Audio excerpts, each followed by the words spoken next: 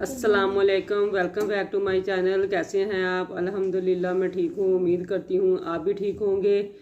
तो आज मैंने ना मौलाना तारक जमील साहब के कुछ अल्फाज जो कि मैंने 10 साल पहले सुने थे, वो आज भी मतलब डेली नहीं तो हफ्ते में एक या दो दफ़ा वो मेरे जहन में ज़रूर रिपीट होते हैं।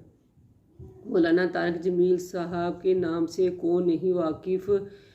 वो पूरी दुनिया के माने हुए मजहबी स्कॉलरशिप हैं, जिन्होंने बहुत से लोगों को अल्लाह की राह में लेकर आए।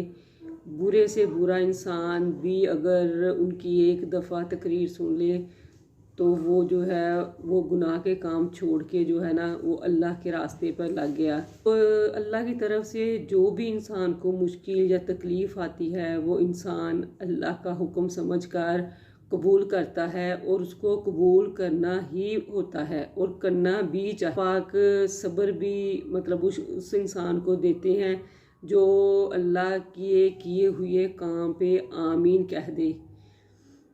तो लेकिन अफसोस की बात यह है कि मीडिया पे कुछ लोग अफवाहें उड़ा रहे हैं कि उनके बेटे ने खुदकुशी कर ली। कोई कह रहा है कि उसको किसी ने कत्ल कर दिया, कोई कुछ। तो कहते हैं ना कि जितने मुंह उतनी बातें।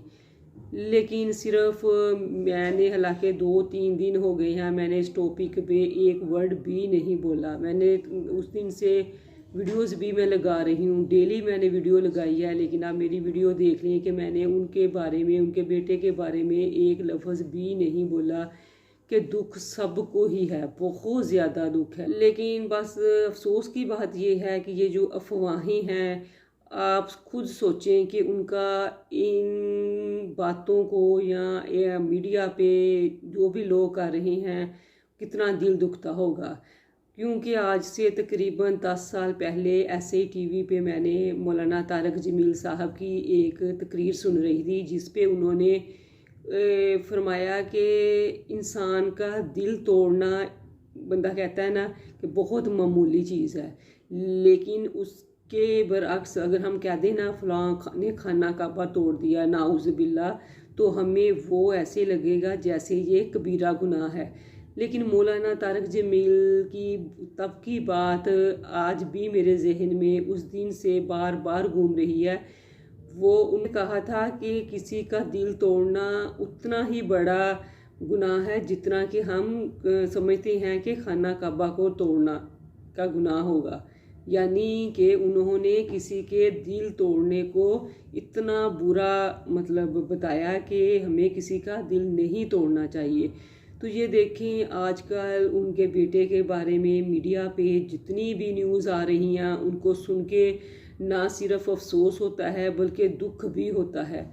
तो मेरी उन हजरात से रिक्वेस्ट है कि प्लीज़ आप, ठीक है, आप लोगों को बताएं। मीडिया के ज़रिए ही हर चीज़ जो है वो लोगों तक पहुंचती है, अवेयरनेस जो है वो मीडिया के थ्रू ही आता है। लेकिन आप बात को इतना बढ़ा चढ़ा के बयान करना, अपने से लगा लेना, तो ये भी एक गुनाह में ही शामिल हो जाता है। और दूसरा, दिल तोड़ना, उनका कोई अजीज़ सुनता होगा, उनका कोई भाई जो है वो यूट्यूब पे कह लें, इंस्टाग्राम पे कह लें, मीडिया के किसी भी प्लेटफॉर्म से कोई भी चीज़ वो सुनता है या वो पढ़ता है, तो आप सोचें कि उनका कितना दिल दुखता होगा।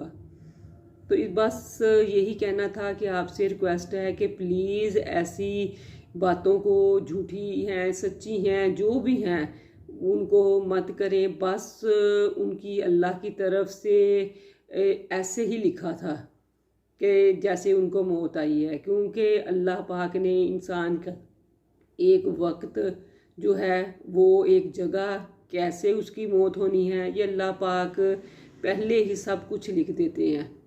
तो ये भी उसकी किस्मत में था।